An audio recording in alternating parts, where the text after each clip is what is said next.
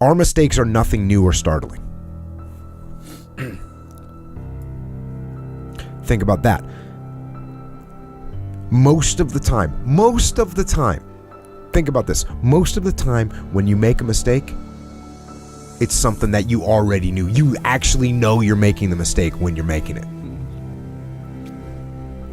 Here's another thing he says. Errors spell the difference between professionalism and mediocrity. It's the little things. It's the little mistakes that you make. Next thing he says, disciplined soldiers are the main ingredient in victory. Well, guess what the main ingredient in victory in your life is? Discipline. Yeah. All day. He says there's no magic formula or sweatless solution by which one can achieve their goals. I think he just said there is no shortcut, there is no hack. Yeah. There's no sweatless solution. You're gonna have to work. Then he says this, no military unit is ever completely trained. Guess what? Neither are you. Neither am I. There is always weakness to work on. Always. A lot of them. He says this in Vietnam Primer. Combat is too serious a business to permit easy excuse of even one mistake. Now think about this. Okay, combat's too serious a business. Why is that? It's because you can die. But guess what? We're all gonna die. We're all gonna die. So why would we allow ourselves to make easy excuses? Why would you allow that? Combat's life and death. So is life. So you shouldn't allow yourself these easy excuses. And then the last section that he talks about, that I read, it can absolutely be applied. It can absolutely be applied. He says, another weakness common among junior leaders is the inaccurate reporting of the estimate of the situation. They are either so exaggerated or so watered down that they are not meaningful. Now, again, if you apply this to yourself, what you realize is that you got these junior leaders that they're lying to the chain of command. I mean, they're exaggerating or they're watering things down, but they're basically lying to their chain of command. And how does that translate to us? We lie to ourselves. That's how it translates to us. We lie to ourselves. We don't tell ourselves the way things really are. And when we do that, then we can't fix our problems. If we can't fix our problems, we're not going to improve. So we have to be truthful to ourselves.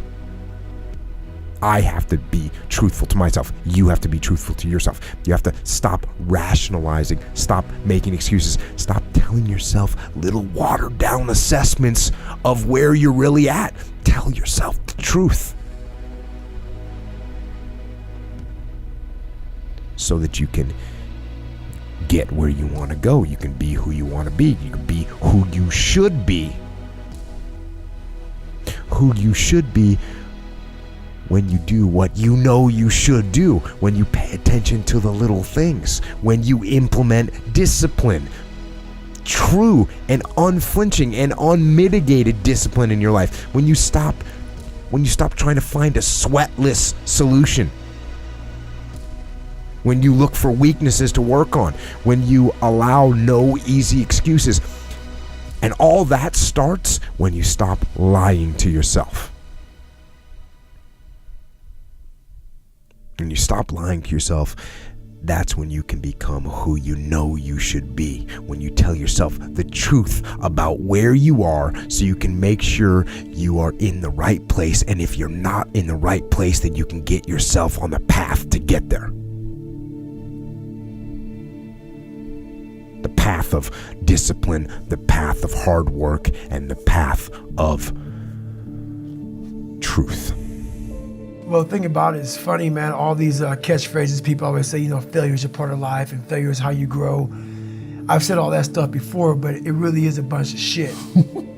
It really is, man. I'm gonna be honest with you, man. I'm so tired of hearing all these fucking cliche fucking, you know, like goal setting fucking posters and all that shit. Half the people who write that shit aren't even doing the shit they're talking about. Half the people talk about failure, you know, they're fucking millionaires sitting back in some nice house or whatever the fuck they're talking about. So it makes me fucking nuts. The reason why I believe I can talk on failure is because I'm still failing today, and I'm failing in a major way, and I'm living when I'm talking. So many people who talk about all this shit, they're has-beens. They're people who used to do it back in the day and not talk about it. Are you living it today?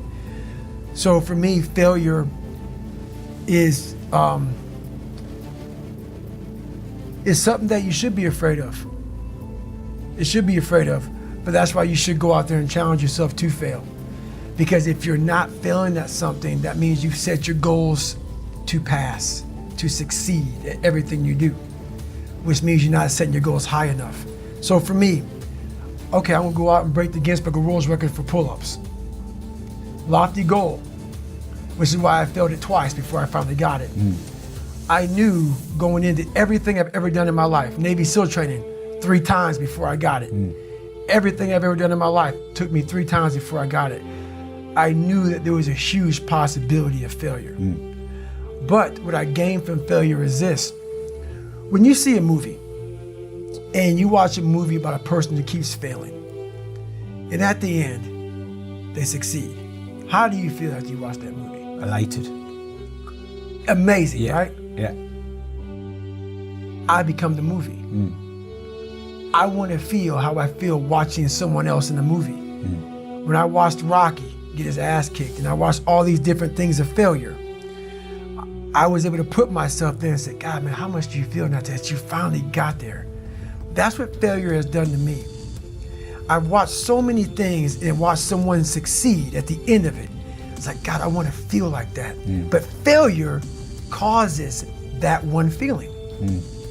Without that failure involved, you don't have that feeling. If you just pass and you succeed and you're great, that feeling, yeah, okay, I'm good. What takes you years, months, years to accomplish because you just can't get over the hump, but you continue going back to the drawing board. You're looking for those few seconds after you finally figure out the equation, whatever the equation may be, to get you to finally pass, to succeed. I live for that feeling, but I can't get that feeling without going through, fuck, I failed this equation, I failed this one, I failed this one, I failed this one. Oh, I'm figuring it out. So you start to feel it before you even pass, before you even get to the success part. And then once you succeed, the feeling is unbelievable. And you take that feeling of success through failure and you put it in your cookie jar. And you say, I'll come back and get you again. I'm gonna need you again down the road in my life to call on you. It does. Yeah. It does. It becomes so addictive that you don't mind failing anymore. Because you know now, oh, I bit off on something real big, which means the feeling is gonna be really big. Yeah. So yeah, that's what, I mean, it takes failure to get the best feeling in the world.